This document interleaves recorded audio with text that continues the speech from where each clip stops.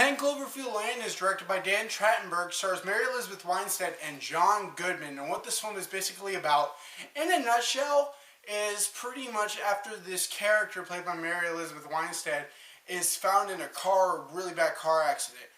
She basically wakes up not knowing where she is. This guy Howard, played by the great John Goodman, tells her that pretty much the world is not the same as they are. They live in this cellar kind of like house, this bomb shelter, and they're pretty much all stuck there because the world is pretty much effed up. It's gone. And he's telling her that this world is not the same without him. And pretty much, she kind of feels like this guy is either crazy or he is absolutely right. And the things that unfold go effing nuts. And that's all I'm going to say because the trailers for this movie have been perfect. I didn't even know this movie was coming out like a month ago. And all of a sudden this trailer comes out and it blew my mind. And all I'm going to say is 10 Cloverfield Lane is one of the best films of the year. This movie absolutely was terrifying. It was fantastic. And I loved almost every second of it. This movie blew my mind. This was absolutely one of the best movies that isn't really a sequel to Cloverfield, but it's superior to that film. Look, I love Cloverfield. That movie is the best found footage movie that has ever come out. But in my opinion, this movie is far better to this film. Dan Trachentberg, who is this new director, has already made a great film, and he's going up with Robert Eggers as directors who actually do a very good directorial debut. I like directing. I'm working on a short film right now.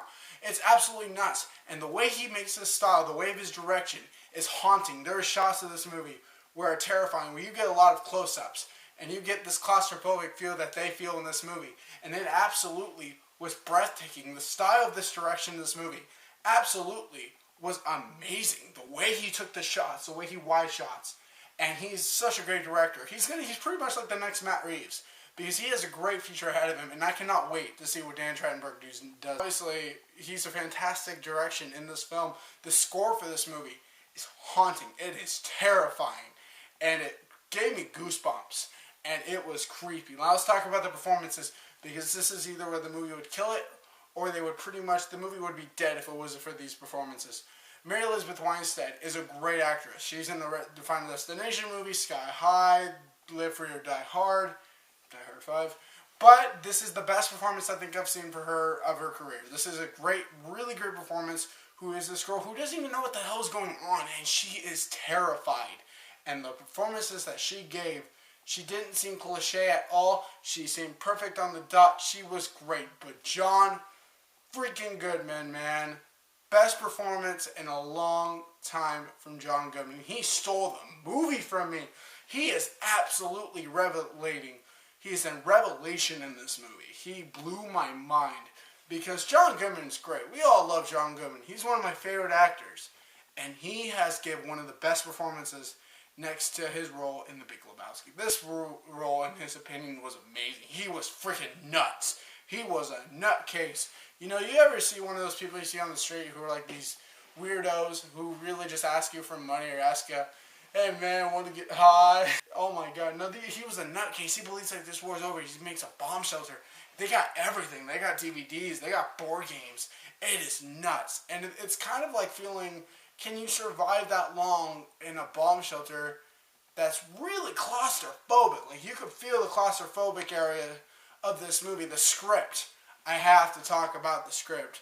It is fantastic. You got Damien Chazelle, who wrote some of it, from Whiplash and Grand Piano, which is a very underrated guilty pleasure of mine, which I will talk about probably some other time. But definitely check out Grand Piano, by the way.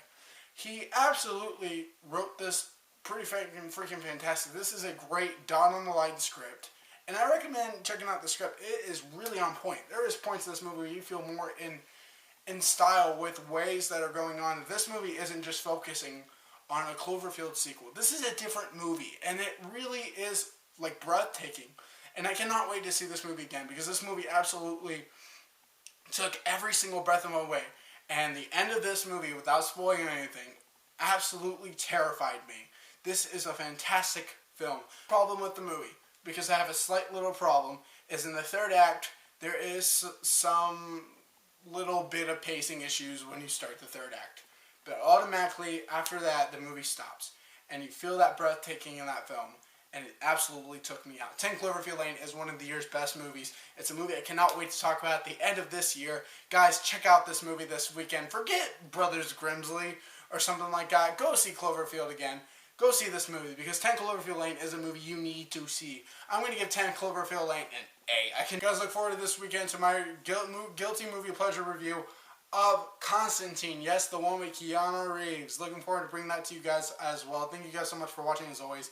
If you guys like what you see here, like, share, subscribe with your friends, and as always, thank you so much and have a great Christmas day.